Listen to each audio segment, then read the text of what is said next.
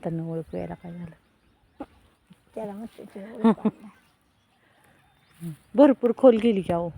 2 कसं मावशी 3 परोस असेल, 2 2.5 परोस तर असेल, 2.5. 2 असं हो. परसाला किती लागतंय खरं. पण आणि कुठला लिंब तोडलाय ती पड्याला ठपाच्याला अडचण करता वळवायला, होय. म्हणून त्यांनी पाडला. तुमची मोटर इथं होती काय?